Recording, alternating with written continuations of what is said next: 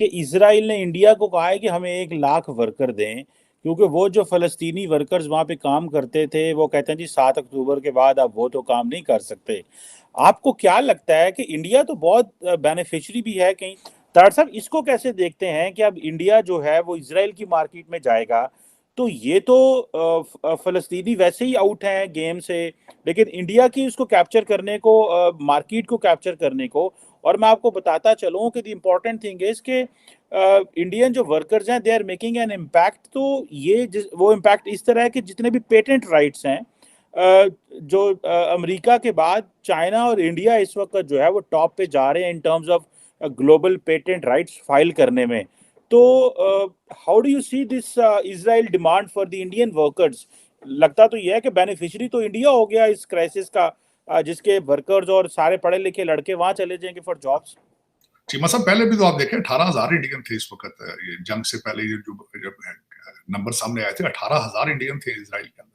और हम सरप्राइज उसमें जो तीन तीन इंडस्ट्री में थे वो, एक तो जो सीनियर केयर थी उनके घरों में काम करने वाली इंडियन नर्सेज थी, दूसरे डायमंड ट्रेड के अंदर, क्योंकि भारत की भी मनापली है गुजरात की डायमंड, इसराइल की भी, तो डायमंड इंडस्ट्री में थे, तीसरे थे उनके आपके हाईटेक को जो दूसरे जो इंटरनेट वाले ये सारे जो कंप्यूटर रिलेटेड थे। तो वो तीनों पहले भी 18,000 को थोड़े नंबर नहीं होते चीमा साहब, अगर देखा जाए तो अब मजीद होंगे।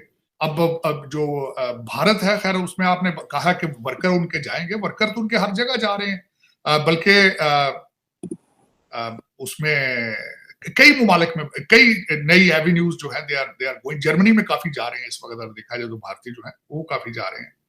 और इसराइल करेगा जो मर्जी करेगा, कोई उनको रोकने वाला नहीं है। और मैं माजी का अगर उनको ट्रैक देखा जाए तो अपना वो हमेशा टारगेट अचीव करके जाके सीज फायर करते हैं। इस दफा भी अपना टारगेट अचीव करेंगे, और जो काफी हद तक वो कर चुके हैं। गाजा तो उन्होंने बिल्कुल प्लेन कर दिया उन्होंने एक हिस्सा तो उसका, और उसमें फिर आगे मजीद करप्शन हो गया। मैं यहाँ ये भी बताना चाहूंगा कि फलस्तीनी भी करप्ट है, उनकी लीडरशिप भी करप्ट है, वो पैसे बनाएंगे, फतेह अल सीसी वो पैसे बनाएंगे, और इसमें अमेरिकन जो करप्ट कॉन्ट्रैक्टर हैं सारे और लीडरशिप इनकी ये भी पैसे बनाएंगे। ये this is all the Ponzi scheme. The wars are just have become the Ponzi schemes to make money out of it.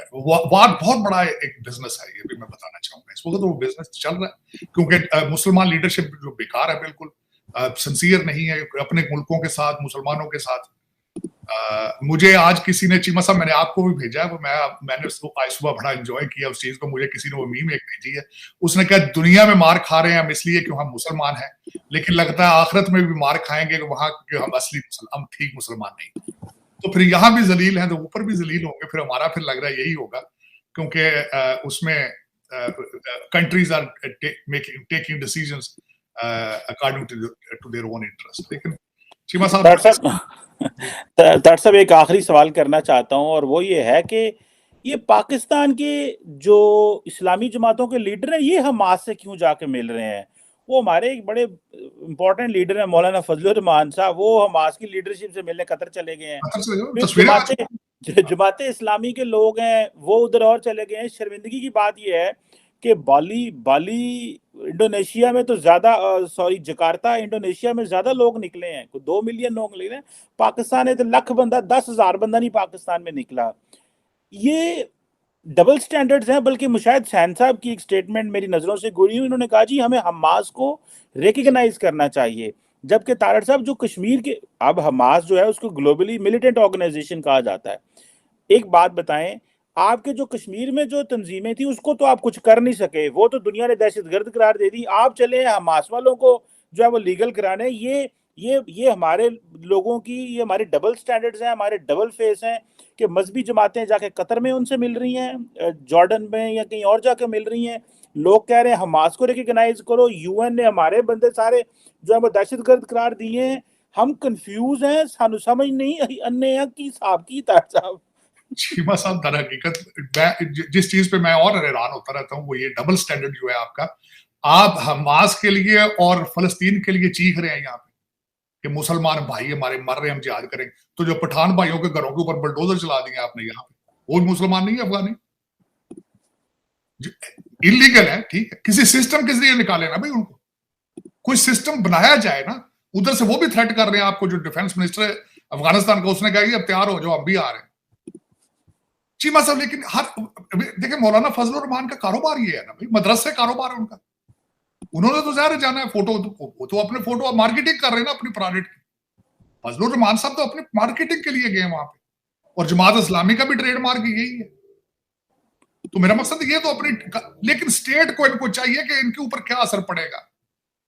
जब ये जा रहे थे मिलने के लिए, उनसे सारी बात, बाजवा साहब उनसे, आपको पता है ना, आपके एक सियासी लीडर उनको बार बार डीजल डीजल कहते थे, तो आपके आर्मी चीफ ने उसको कहा था इसको डीजल ना कहा करो, क्योंकि अफगानिस्तान में सारी कैबिनेट में से आधे इसके स्टूडेंट हैं और ये हमारी डील कर रहे हैं, वहां बैठ के बातें कर रहे हैं। इस वक्त नहीं कहा जा सकता था कि हमास को ना मिलने जाए आप, कहा जा सकता था, लेकिन नहीं कहा गया। वो अपना कोई स्कीम होगी इनकी, कोई अपना कोई प्लानिंग का हिस्सा होगा। फिर ये चीजें चीमा साहब, ये सारी चीजें उस वक्त होती हैं जब आप नेशनलिस्ट हो, जब आपने पाकिस्तान को बचाने के फैसले करने हो, जब आपके ज़हन में ख्वाहिश ये हो कि आए पाकिस्तान को बचाएं, आए पाकिस्तान को बचाएं।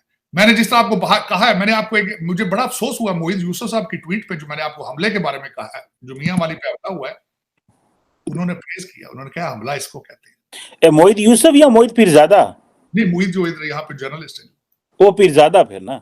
हाँ मोईद, सॉरी मैं कंफ्यूज हो गया। मोईद पीरजादा साहब जो जर्नलिस्ट है यहाँ पे वाशिंगटन डीसी में आजकल, उन्होंने ट्वीट किया है, उन्होंने क्या हमला है कहते हैं। लेकिन चीमा साहब दर हकीकत ये आपको बहसीते पाकिस्तानी बनना पड़ेगा अगर पाकिस्तान की स्टेट को बचाना है। तो आपको पाकिस्तान के मुफाद में फैसले करने होंगे, जातियात से ऊपर निकल गए। इस वक्त तक आप, अभी तक आप सारे जातियात में फंसे हैं। पावर पॉलिटिक्स की गेम है सारी, पैसे की गेम है और कुछ भी नहीं है। और इस पता नहीं फिर आगे चलने वाले दिनों में क्या होगा इस वक्त। लेकिन ये कि मेरे ख्याल में जो जंग का सबसे ज्यादा असर पाकिस्तान पे होगा ये इजराइल की, क्योंकि दुनिया के अंदर इन्फ्लेशन आने वाला है और पाकिस्तान के अंदर वैसे ही इकानमी और जो इन चीजों के बारे में कोई प्लानिंग नहीं किसी की। मजीद गुर्बत के, पहले भी बहुत ज्यादा लोग गुर्बत की शरह से नीचे जा चुके हैं, मजीद जाएंगे, ज्यादती होगी, करप्शन मजीद बढ़ेगा। बिल्कुल सही कह रहे हैं तार साहब। भारत तो अपनी जो ऑयल की सप्लाई चेन है उसको तो मेंटेन कर रहा है। हमारी तो, हमने तो क्योंकि सारी बात है तरले मैंने तो तेल लेना होंगे है, सानू तो फिर सारी गल है वहां से कम ही तेल आना है। एक अद्धे शिप में भी ठोकर ठाकर लग गई थले, कोई वटा वुटा चल गया होते तो साडा तो दिल करे सारा कुछ बंद हो बंद हो जाए। तो ये तो सप्लाई चेन तेल की मेंटेन करनी पड़ेगी तार साहब। ये तो इस पे भी जरा किसी दिन स्पेशल हमें प्रोग्राम करना चाहिए कि ये जो इकोनॉमी ऑफ वॉर है इसमें इंडिया अपनी सप्लाई चेन को कैसे डाइवर्सिफाई कर रहा है और हम उन्हीं जगहों से चीजें ले रहे हैं जहां पे, क्यों शांत लगता है जंग होनी नहीं किधरे।